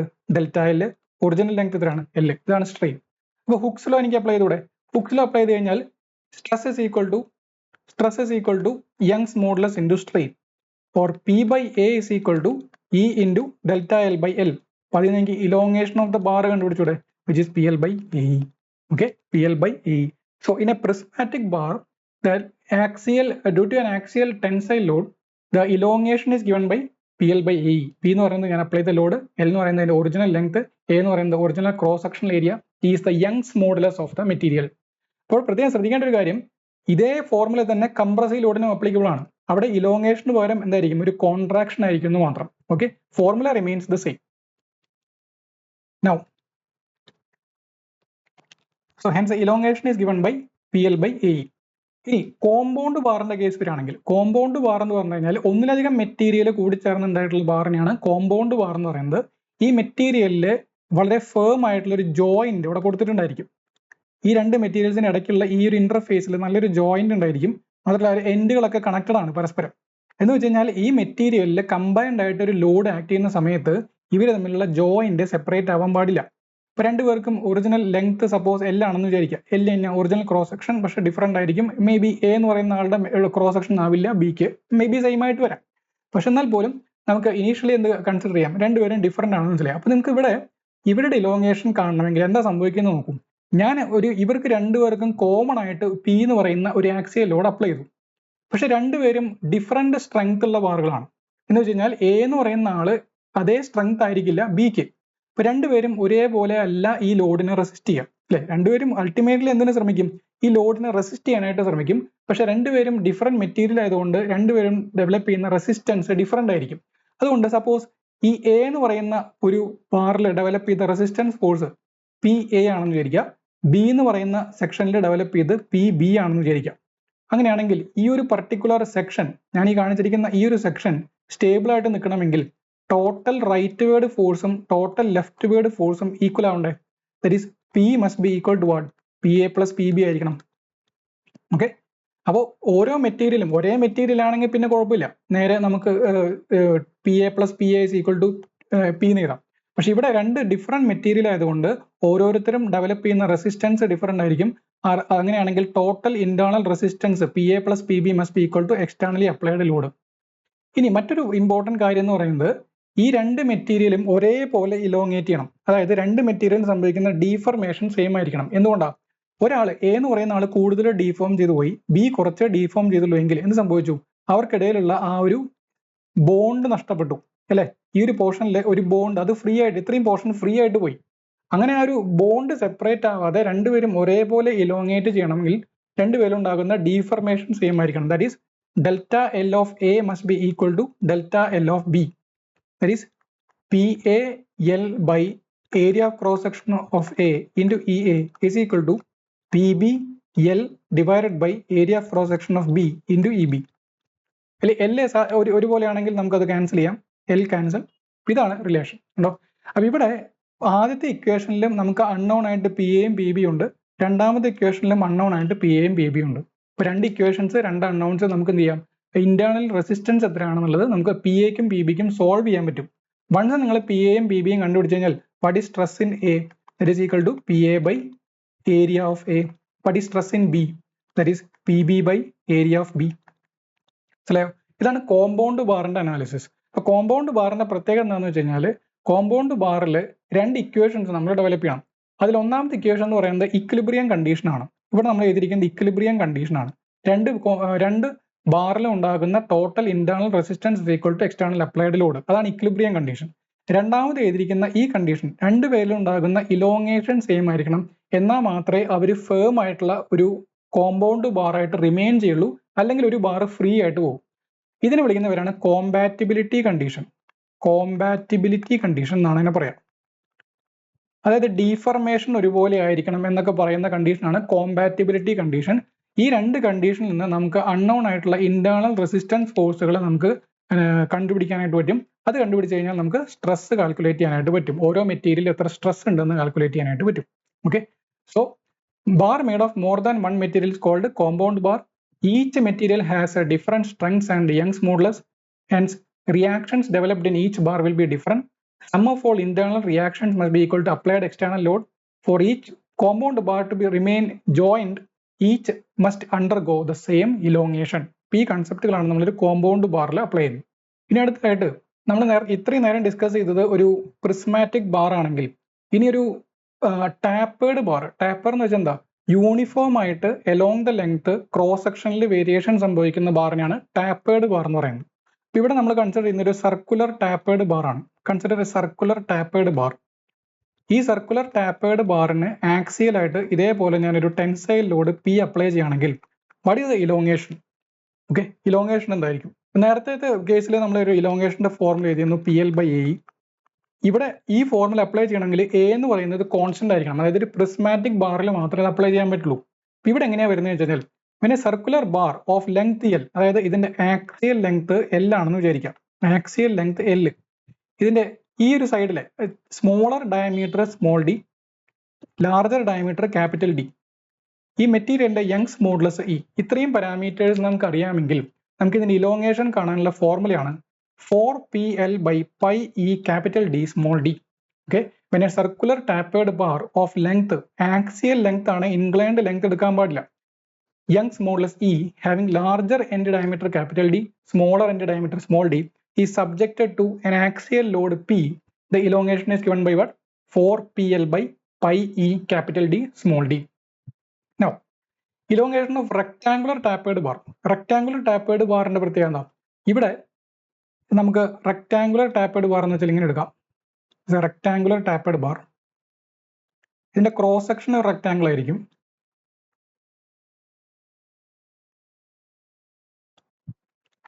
This is A rectangular tapered bar. ഇവിടെ ഞാനൊരു കാര്യം മെയിൻറ്റെയിൻ ചെയ്തിരിക്കുന്നത് എന്താ? ഇതിന്റെ തിക്നെസ് ടി ആയിട്ട് മെയിൻറ്റെയിൻ ചെയ്തിട്ടുണ്ട്. Okay, thickness is T. ഇതിന്റെ ഡെപ്ത്, ഈ സൈഡിലെ ഡെപ്ത് സ്മോൾ ബി, ഈ സൈഡിലെ ഡെപ്ത് അല്ലെങ്കിൽ വിഡ്ത്ത് എന്ന് വേണമെങ്കിൽ പറയാം, that is capital B. Axial length of the bar is L. ഞാൻ ഇതിൽ ഒരു പി എന്ന് പറയുന്ന എക്സ്റ്റേണൽ ലോഡ് അപ്ലൈ ചെയ്തിരിക്കുകയാണ് ടെൻസൈലായിട്ട്. അങ്ങനെയാണെങ്കിൽ വാട്ട് ഈസ് ദ ഇലോങ്ങേഷൻ? അപ്പോൾ ഈ ഫോർമുല കുറച്ച് ഒരു ഡിഫിക്കൽട്ട് ആണ്. ഇതാണ് formula. Delta equal to P L by T E B minus B by L N B by V. Okay, P L by T E B minus B by L N B by B. This is the elongation of rectangular tapered bar. അടുത്തത് elongation of prismatic bar due to self weight. അതായത് ഇവിടെ നമുക്ക് കാണാം ഒരു ബാറിനെ ഇത്രയും നേരം നമ്മൾ discuss ചെയ്തത് ഞാൻ അപ്ലൈ ചെയ്ത എക്സ്റ്റേണൽ ലോഡ് കാരണം മാത്രം ഉണ്ടാകുന്ന ഡീഫർമേഷൻ ആണ്. പക്ഷേ ഒരു ഹെവിയർ ആയിട്ടുള്ള മെറ്റീരിയൽ കൊണ്ടൊക്കെയുള്ള ബാർ ആണെങ്കിൽ, അതൊരു വെർട്ടിക്കലി ഹാങ്ങിങ് ബാറൊക്കെ ആണെങ്കിൽ അതിന്റെ ഗ്രാവിറ്റി ഫോഴ്സ് കാരണം, അതായത് അതിന്റെ സ്വന്തം വെയിറ്റ് കാരണം തന്നെ ചിലപ്പോൾ അതിലൊരു ഇലോങ്ങേഷൻ സംഭവിക്കാം. കാരണം ഗ്രാവിറ്റി എന്ന് പറയുന്നത് എക്സ്റ്റേണലി ആക്ട് ചെയ്യുന്ന ഒരു ഫോഴ്സ് ആണ്. അതിനെ എർത്ത് അട്രാക്ട് ചെയ്യുന്ന ഒരു ഫോഴ്സ് ആണ്. ആ അട്രാക്റ്റീവ് ഫോഴ്സ് കാരണം അതിലൊരു ഇലോങ്ങേഷൻ മേ ബി സംഭവിക്കാം. അപ്പോൾ അത്തരത്തിലുള്ള ഒരു ഇലോങ്ങേഷന്റെ കേസാണ് ഇവിടെ പറയുന്നത്. ഒരു prismatic bar of unit weight എന്ന് പറഞ്ഞു കഴിഞ്ഞാൽ വെയിറ്റ് ബൈ വോളിയം, ഇതിന് വിളിക്കുന്ന പേരാണ് യൂണിറ്റ് വെയിറ്റ് അല്ലെങ്കിൽ വെയിറ്റ് ഡെൻസിറ്റി എന്നും അങ്ങനെ പറയും. യൂണിറ്റ് വെയിറ്റ് അല്ലെങ്കിൽ വെയിറ്റ് ഡെൻസിറ്റി. അതിന്റെ ഓവറോൾ ലെങ്ത് എൽ ആണെന്ന് വിചാരിക്കുക. L is the original length of the bar. It is hanging freely from a ceiling. Elongation due to its own weight is given by gamma L square by 2e. Gamma L square by 2e. ഇനി മറ്റൊരു formula, ഇതിന്റെ total wait W ആണെന്ന് വിചാരിക്കുക. W is the total weight of the bar. A is the cross sectional area. E is the Young's modulus. അങ്ങനെയാണെങ്കിൽ WL by 2AE എന്നുള്ളൊരു formula നമുക്ക് വേണമെങ്കിൽ ഉപയോഗിക്കാം. So delta equal to gamma L square by 2e WL by 2AE. ഇവിടെ പ്രത്യേകം ശ്രദ്ധിക്കേണ്ട കാര്യം, delta L is proportional to L square. വേറെ ഏത് അതിന്റെ ക്രോസ് സെക്ഷൻ ചേഞ്ച് ചെയ്താലും എന്ത് ചേഞ്ച് ചെയ്താലും അതിലെ ലെങ്ത്തിൽ എത്ര മാറ്റം വന്നു എന്നതിനെ മാത്രമേ അത് ഡിപ്പെൻഡ് ചെയ്യുന്നുള്ളൂ എന്നുള്ള ഒരു കാര്യം മനസ്സിലാക്കി വയ്ക്കുക. കാരണം ഗാമ എന്ന് പറയുന്നത് വെയിറ്റ് എന്ന് പറയുന്നത് ഗാമ ഇൻറ്റു വോളിയം ആണ് അല്ലേ. അപ്പൊ ഇതിന്ന് weight is equal to gamma into volume എഴുതി കൂടെ. So gamma into volume into length divided by A into E എന്ന് എഴുതി കൂടെ 2AE. അതിൽ വോളിയം എന്ന് പറഞ്ഞു കഴിഞ്ഞാൽ എന്താണ്? ഏരിയ ഇൻറ്റു ലെങ്ത് അല്ലേ. So gamma into area into length divided by 2AE. Okay, അപ്പൊ ഇവിടെ നമുക്ക് ഫൈനലി കിട്ടാൻ പോകുന്ന എന്താ? ഒരു ഗിവൺ മെറ്റീരിയലിനെ സംബന്ധിച്ച് അതിന്റെ യൂണിറ്റ് വെയിറ്റ് എന്ന് പറയുന്നത് ഒരു ഫിക്സഡ് വാല്യൂ ആണ്. ഇപ്പോൾ വെയിറ്റ് ഡെൻസിറ്റിക്ക് പകരം ഞാനിപ്പോൾ മാസ് ഡെൻസിറ്റി പറയുകയാണെങ്കിൽ നിങ്ങൾ പഠിച്ചിട്ടുണ്ടായിരിക്കും. സ്റ്റീലിന്റെ ഒക്കെ മാസ് ഡെൻസിറ്റി എന്ന് പറയുന്നത് 7850 കിലോഗ്രാം പെർ മീറ്റർ ക്യൂബ് ആണ് ഏകദേശം. അതായത് ഒരു മീറ്റർ ക്യൂബ് സ്റ്റീൽ എടുക്കുകയാണെങ്കിൽ ഏകദേശം 7850 കിലോഗ്രാം ഉണ്ടായിരിക്കും. ഇപ്പൊ വെയിറ്റ് എന്ന് പറഞ്ഞാൽ സിംപ്ലി G കൊണ്ട് മൾട്ടിപ്ലൈ ചെയ്യുന്നതാണ് അല്ലേ. അപ്പൊ അതുകൊണ്ട് ഒരു ഗിവൺ മെറ്റീരിയലിന് ഈ വെയിറ്റ് ഡെൻസിറ്റി അല്ലെങ്കിൽ യൂണിറ്റ് വെയിറ്റ് എന്ന് പറയുന്നത് ഒരു ഫിക്സഡ് വാല്യൂ ആണ്. അപ്പൊ അതുകൊണ്ട് ഞാൻ ലെങ്ത് വാരി ചെയ്താൽ അതിന് പ്രപ്പോർഷനായിട്ട്, അതിന്റെ സ്ക്വയറിന് പ്രപ്പോർഷൻ ആയിട്ട് എന്ത് ചേഞ്ച് ചെയ്യും? അതിന്റെ ഇലോങ്ങേഷൻ ചേഞ്ച് ചെയ്യുന്നുള്ളത് അറിഞ്ഞിരിക്കാം. Elongation of a conical bar. ഇനി ഇതേപോലെ തന്നെ ഒരു പ്രിസ്മാറ്റിക് ബാറിന് വരെ ഒരു കോണിക്കൽ ബാർ ആയിരുന്നു ഞാൻ എടുത്തിരുന്നെങ്കിൽ the formula becomes again WL by 2AE എന്ന് പറയുന്ന ഫോർമുല ഇപ്പോഴും സെയിം ആയിരിക്കും. പക്ഷേ delta L is equal to gamma L square by 6E ആയിട്ട് മാറും. നേരത്തെ ഉള്ളതിന്റെ 1/3 ആയിട്ട് മാറും. അത് നിങ്ങൾക്ക് ഓർക്കാൻ എളുപ്പമാണ്. നേരത്തെ ഒരു സിലിണ്ട്രിക്കൽ ബാർ ആയിരുന്നു എന്ന് വിചാരിക്കാം. നേരത്തെ കേസിൽ ഒരു സിലിണ്ട്രിക്കൽ ബാർ ആയിരുന്നു. ഇപ്പോൾ നമ്മൾ ഡിസ്കസ് ചെയ്യുന്ന ഒരു കോണിക്കൽ ബാർ ആണ്. നിങ്ങൾക്ക് അറിയാവുന്നതാണ്, ഒരു സിലിണ്ടറിന്റെ കറസ്പോണ്ടിങ് കോണിന്റെ വോളിയം എന്ന് പറയുന്നത് കറസ്പോണ്ടിങ് സിലിണ്ടറിന്റെ വോളിയത്തിന്റെ 1/3 ആയിരിക്കും. ഇവിടെയും ഇലോങ്ങേഷൻ അങ്ങനെ തന്നെയല്ലേ വരുന്നത്. Elongation of a conical bar is equal to corresponding ഒരു പ്രിസ്മാറ്റിക് ആയിട്ടുള്ള സിലിണ്ട്രിക്കൽ ബാറിന്റെ ഇലോങ്ങേഷന്റെ 1/3 ആയിരിക്കും. ഗാമ എൽ സ്ക്വയർ ബൈ 2യുടെ 1/3 ആണ് ഇവിടെയും വന്നത്. ഓക്കെ, അപ്പൊ അങ്ങനെ രീതിയിൽ ഓർത്തു വയ്ക്കുക. ഇവിടെയും delta L is proportional to what? L square ആണ്. ഓക്കെ, നെക്സ്റ്റ് തെർമൽ സ്ട്രെസ് എന്ന് പറയുന്ന ഒരു കൺസെപ്റ്റ് ആണ്. തെർമൽ സ്ട്രെസ് എന്ന് പറഞ്ഞു കഴിഞ്ഞാൽ നമ്മൾ സാധാരണ ഈ റെയിൽവേ പാളൊക്കെ ഇടുന്ന സമയത്ത് അവിടെ ഒരു ഗ്യാപ്പ് നിങ്ങൾ ശ്രദ്ധിച്ചിട്ടുണ്ടായിരിക്കും. ഒരു റെയിൽവേ ട്രാക്ക് ആണ്, ഇടയ്ക്ക് അടുത്ത ഒരു ചെറിയൊരു ഗ്യാപ്പ് നമ്മൾ കൊടുത്തിട്ടുണ്ടായി. അതുപോലെ തന്നെ ബ്രിഡ്ജസിലൊക്കെ ഈ രണ്ട് സെക്ഷൻസിന്റെ ഇടയിൽ ചെറിയൊരു ഗ്യാപ്പ് കൊടുത്തിട്ടുണ്ടായിരിക്കും. എന്തിനു വേണ്ടിയിട്ടാണ് കൊടുക്കുന്നത്? നല്ല സമ്മർ സീസണിലോ അല്ലെങ്കിൽ നല്ല ചൂടുള്ള സീസണുകളിലൊക്കെ ഈ ഇതിന്റെ എക്സ്പാൻഷൻ, ഇനി മെറ്റൽ ജനറലി എന്താണ് സംഭവിക്കുക? ചൂടാകുമ്പോൾ എക്സ്പാൻഡ് ചെയ്യും. ഈ എക്സ്പാൻഷൻ ഒന്ന് പ്രൊവൈഡ് ചെയ്യാൻ വേണ്ടിയിട്ടാണ്, അതൊരു ഫ്രീ ആയിട്ടൊന്ന് എക്സ്പാൻഡ് ചെയ്യാൻ വേണ്ടിയിട്ടാണ് നമ്മൾ എന്ത് കൊടുക്കുന്നത്? ഒരു ഗ്യാപ്പ് കൊടുക്കുന്നത്. ഇല്ലെങ്കിൽ എന്ത് സംഭവിക്കും? ഞാൻ വളരെ ഗ്യാപ്പ് ഒന്നും ഇല്ലാതെ നല്ല റിജിഡ് ആയിട്ട് രണ്ടുപേരെയും ഫിക്സ് ചെയ്തൊന്നും വിചാരിക്കാം. അപ്പം എന്ത് സംഭവിക്കും? ഇത് എക്സ്പാൻഡ് ചെയ്യാൻ ശ്രമിക്കുമ്പോൾ ഇവിടെയും ഇതേപോലെ തന്നെ മെമ്പർ ഉണ്ട്. ഇപ്പൊ എക്സ്പാൻഡ് ചെയ്യാൻ ശ്രമിക്കുമ്പോൾ ഈ നടുവിലുള്ള മെമ്പർ എക്സ്പാൻഡ് ചെയ്യാൻ ശ്രമിക്കുമ്പോൾ ഇങ്ങോട്ടേക്ക് രണ്ട് സൈഡിലേക്കും എക്സ്പാൻഡ് ചെയ്യാൻ നോക്കും. ആ രണ്ട് സൈഡിലുള്ള പക്ഷേ മെറ്റൽ അതിനെ സമ്മതിക്കില്ല അല്ലെ. അങ്ങനെ സമ്മതിക്കാതെ വരുമ്പോൾ അവരൊരു റിയാക്ഷൻ തിരിച്ച് എക്സേർട്ട് ചെയ്യും. ഈ റിയാക്ഷൻ എന്ന് പറയുന്നത് ഒരു ആക്സിയൽ കംപ്രസീവ് ലോഡ് പോലെ അതിൽ ആക്ട് ചെയ്യുന്നുണ്ടോ? ആ നടുവിലുള്ള മെമ്പറിൽ ആക്സിയൽ കംപ്രസീവ് ലോഡ് പോലെ ആക്ട് ചെയ്യും. അത് അതിൽ ഒരു സ്ട്രെസ് ഡെവലപ്പ് ചെയ്യും. അപ്പോൾ ഇങ്ങനെ ഡെവലപ്പ് ചെയ്യുന്ന സ്ട്രെസ്സിനെയാണ് നമ്മൾ തെർമൽ സ്ട്രെസ് എന്ന് പറയുന്നത്. അപ്പോൾ സാധാരണ ഒരു മെറ്റലിൽ അല്ലെങ്കിൽ വട്ടവർ മെറ്റൽ, ആ മെറ്റലിൽ ഒരു ഹീറ്റിംഗ് സംഭവിക്കുന്ന സമയത്ത് അത് എക്സ്പാൻഡ് ചെയ്യാൻ ശ്രമിക്കും. ആ എക്സ്പാൻഷനെ പ്രിവെന്റ് ചെയ്യുകയാണെങ്കിൽ ആ പ്രിവെന്റ് ചെയ്യുന്നതിന്റെ ഭാഗമായിട്ട് അതിന്റെ സറൗണ്ടിങ്ങിലുള്ള വട്ടവർ എന്താണോ അതിൽ റെസ്ട്രിക്ട് ചെയ്യുന്നത്, ആ റെസ്ട്രിക്ട് ചെയ്യുന്ന ആൾക്കാർ ഒരു റിയാക്ഷൻ ഫോഴ്സ് എക്സേർട്ട് ചെയ്യുന്നു. ഈ റിയാക്ഷൻ ഫോഴ്സ് അതിലൊരു എക്സ്റ്റേണൽ അല്ലെങ്കിൽ ഒരു സ്ട്രെസ് ഡെവലപ്പ് ചെയ്യും. Corresponding stress is called thermal stress. അപ്പോൾ when a bar is kept freely either on one side or on both sides, both sides or on one side is heated or cooled, no thermal stress will be developed. എന്തുകൊണ്ടാണ്? For example, ഇതൊരു ബാറാണ്, ഇത് ഞാൻ ഒരു side ഞാൻ fix ചെയ്തു, ഞാൻ ഇതിനെ ചൂടാക്കി ഹീറ്റ് ചെയ്തു. ഹീറ്റ് ചെയ്യുന്ന സമയത്ത് ഈ ബാറിന്റെ ടെൻഡൻസി എന്താണ്? അതിനെ എക്സ്പാൻഡ് ചെയ്യണം. എക്സ്പാൻഡ് ചെയ്യാനായിട്ട് ഇവിടെ ഫ്രീഡം ഉണ്ട്, അതുകൊണ്ട് അത് ഫ്രീ ആയിട്ട് അങ്ങോട്ട് എക്സ്പാൻഡ് ചെയ്യും. എന്ന് വെച്ചാൽ ഈ എക്സ്പാൻഷനെ ആരും പ്രിവെന്റ് ചെയ്യുന്നില്ല. പ്രിവെന്റ് ചെയ്യാത്തത് കൊണ്ട് തന്നെ ഇതിന് എക്സ്റ്റേണലി ലോഡൊന്നും ആക്ട് ചെയ്യുന്നില്ല. ലോഡ് ഇല്ലാത്തതുകൊണ്ട് അതിൽ തെർമൽ സ്ട്രെസ് ഉണ്ടാകുന്നില്ല. ഇത് തന്നെയാണ് രണ്ട് സൈഡ് ഞാൻ ഫ്രീ ആക്കി വെച്ചാലും സംഭവിക്കുന്നത്. അപ്പോൾ രണ്ട് സൈഡിലേക്കും അത് ഫ്രീ ആയിട്ട് എക്സ്പാൻഡ് ചെയ്ത് പൊക്കോളും. അപ്പോൾ ഇതാണ് ഈ ഒരു കേസിലെ, ഈ ഒരു പർട്ടിക്കുലർ കേസിലെ wherever there is a freedom for expansion, then there is no thermal stress. എപ്പോഴും ശ്രദ്ധിക്കുക, ചൂടാക്കുന്ന കേസ് മാത്രമല്ല, തണുപ്പിക്കുമ്പോഴും പ്രശ്നം വരാം. തണുപ്പിക്കുന്ന സമയത്ത് നേരെ ഓപ്പോസിറ്റ് ആണ് സംഭവിക്കുന്നത്. തണുപ്പിക്കുമ്പോൾ ഇത് കോൺട്രാക്ട് ചെയ്യാൻ, ചുരുങ്ങാനായിട്ട് ശ്രമിക്കും. ഈ ചുരുങ്ങാനായിട്ട് അതിന് ഫ്രീഡം ഉണ്ട്, ഞാൻ അതിന് റെസ്ട്രിക്റ്റ് ഒന്നും ചെയ്യുന്നില്ലെങ്കിൽ അത് ഫ്രീ ആയിട്ട് ചുരുങ്ങിക്കോളും, വേറെ സ്ട്രെസ് ഒന്നും ഡെവലപ്പ് ചെയ്യില്ല. പക്ഷേ whenever the both sides are fixed, രണ്ട് സൈഡ് ഞാൻ ഫിക്സ് ചെയ്യുകയാണെങ്കിൽ എന്ത് സംഭവിക്കും നോക്കും. അതാണ് ഞാൻ നേരത്തെ പറഞ്ഞ കേസ്. ഇതേ ബാറിനെ തന്നെ രണ്ട് സൈഡ് ഞാൻ ഫിക്സ് ചെയ്തു, രണ്ട് സൈഡും ഫിക്സ് ചെയ്തിട്ട് ഞാൻ ഇതിനെ ചൂടാക്കണം, ഹീറ്റ് ചെയ്തു. ഹീറ്റ് ചെയ്യുമ്പോൾ എന്ത് ചെയ്യാൻ ശ്രമിക്കും? ഈ രണ്ട് സൈഡും അത് ലെങ്ത് വൈസ് ആയിട്ട് അത് എക്സ്പാൻഡ് ചെയ്യാനായിട്ട് ശ്രമിക്കും. പക്ഷെ ആ എക്സ്പാൻഷനെ അവിടെ രണ്ട് റിജിഡ് സപ്പോർട്ട് വെച്ചുകൊണ്ട് ഞാൻ തടഞ്ഞിരിക്കുകയാണ്. എങ്ങനെയാണ് അത് തടയുന്നത്? By developing an equal and opposite reaction force. അല്ലെ, എത്ര ഫോഴ്സ് ആണോ ഈ ബാർ എക്സ്പാൻഡ് ചെയ്യാൻ ശ്രമിക്കുന്നതിന്റെ ഭാഗമായിട്ട് ആ സപ്പോർട്ടുകൾ എക്സേർട്ട് ചെയ്യുന്നത്, അതിന് equal and opposite reaction force ആ സപ്പോർട്ടുകൾ തിരിച്ച് എക്സേർട്ട് ചെയ്യും. ആ സപ്പോർട്ടുകൾ എക്സേർട്ട് ചെയ്യുന്ന ഫോഴ്സ് ഇതിലൊരു എക്സ്റ്റേണൽ കംപ്രസീവ് ലോഡായിട്ട് ആക്ട് ചെയ്യുന്നത് കാണാം. This compressive load generates a stress within the material which is called thermal stress. ഇനി ഇത് കൂളിയാണെങ്കിൽ എന്താ സംഭവിക്കുക? കൂളിയാണെങ്കിൽ ഇത് കോൺട്രാക്ട് ചെയ്യാനായിട്ട് ശ്രമിക്കും, അല്ലെ, ഉള്ളിലേക്ക് വലിയാനാണ് ശ്രമിക്കുന്നത്. ഉള്ളിലേക്ക് വലിയാൻ ശ്രമിക്കുന്നതിന്റെ ഭാഗമായിട്ട് ഈ രണ്ട് സപ്പോർട്ടുകൾ അത് ഉള്ളിലേക്ക് പിടിച്ച് വലിക്കും. ഇപ്പോഴും സപ്പോർട്ടുകൾ അതിനെ സമ്മതിക്കില്ല. അപ്പൊ സപ്പോർട്ടുകൾ എന്ത് ചെയ്യും? ഈക്വൽ ആൻഡ് ഓപ്പോസിറ്റ് ആയിട്ട് പുറത്തേക്ക് അതിനെ പിടിച്ച് വലിക്കും. ഈ ബാറിനെ സ്റ്റേബിൾ ആയിട്ട് അവിടെ നിർത്താൻ വേണ്ടിയിട്ട്, ഉള്ളിലേക്ക് പോകാൻ ശ്രമിക്കുന്ന ബാറിനെ സ്റ്റേബിൾ ആയിട്ട് നിർത്താൻ വേണ്ടിയിട്ട് അത് എന്ത് ചെയ്യും? പുറത്തേക്ക് ഫോഴ്സുകൾ അപ്ലൈ ചെയ്യും. അങ്ങനെ അപ്ലൈ ചെയ്യുന്നതിന്റെ ഭാഗമായിട്ട് ഇതിലൊരു ടെൻസൈൽ ലോഡ് ആക്ട് ചെയ്യും, എക്സ്റ്റേണലി ടെൻസൈൽ ലോഡ് ആക്ട് ചെയ്യും. Tensile load creates A tensile stress in the material. അപ്പൊ നമുക്ക് വളരെ പ്രധാനപ്പെട്ട പോയിന്റുകൾ, ഒന്നാമത്തെ എന്താണ്? മെറ്റീരിയലില് ഏതെങ്കിലും ഒരു ഭാഗത്ത് എക്സ്പാൻഡ് ചെയ്യാനോ കോൺട്രാക്ട് ചെയ്യാനോ ഫ്രീഡം ഉണ്ടെങ്കിൽ അവിടെ സ്ട്രെസ് ഡെവലപ്പ് ചെയ്യില്ല. രണ്ട് സൈഡും റെസ്ട്രിക്ട് ചെയ്യുകയാണെങ്കിൽ മാത്രമേ സ്ട്രെസ് ഡെവലപ്പ് ചെയ്യുള്ളൂ.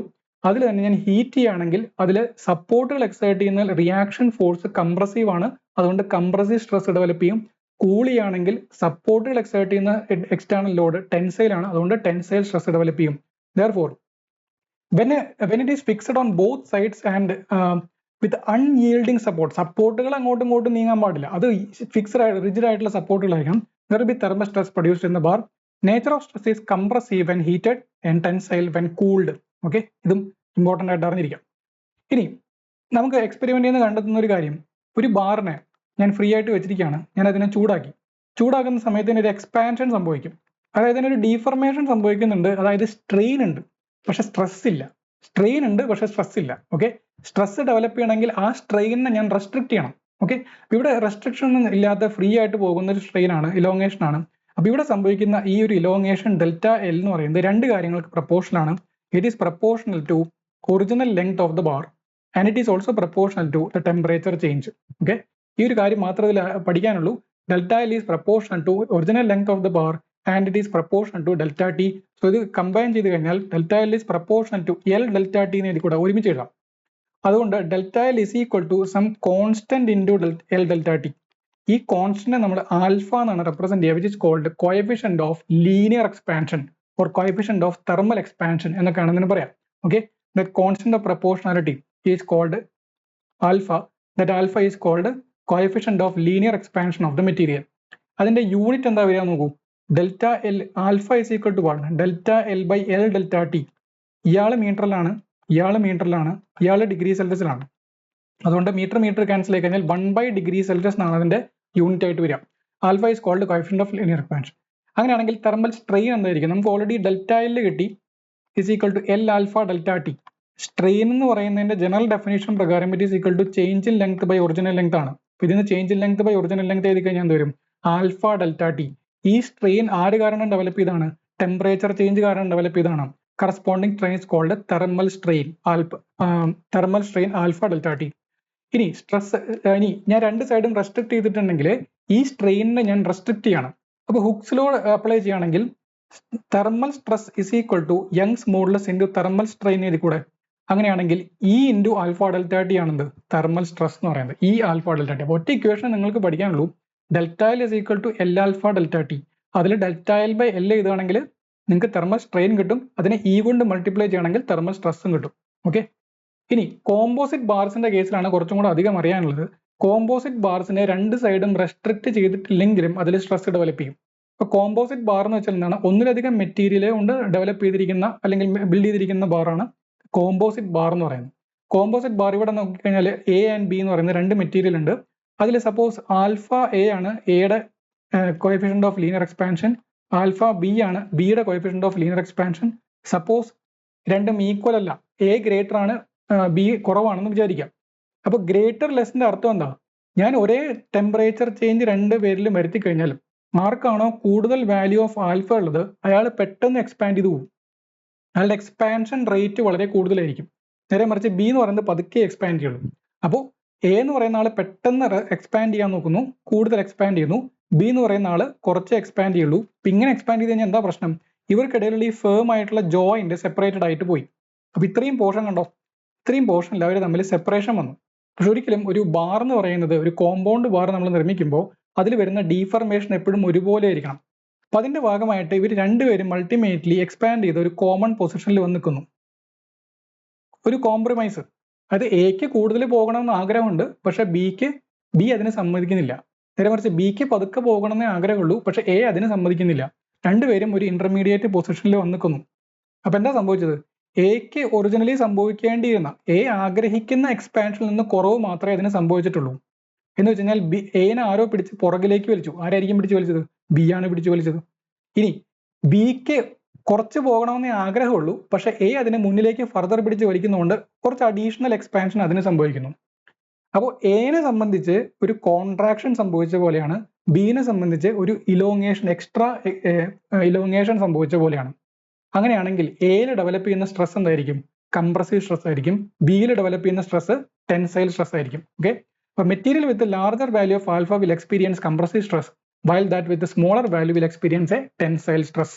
ഓക്കെ. ഇതാണ് കോമ്പോസിറ്റ് ബാർ അല്ലെങ്കിൽ കോമ്പൗണ്ട് ബാറിലെ തെർമൽ സ്ട്രെസ്സിലെ അഡീഷണൽ അറിയേണ്ട കാര്യം.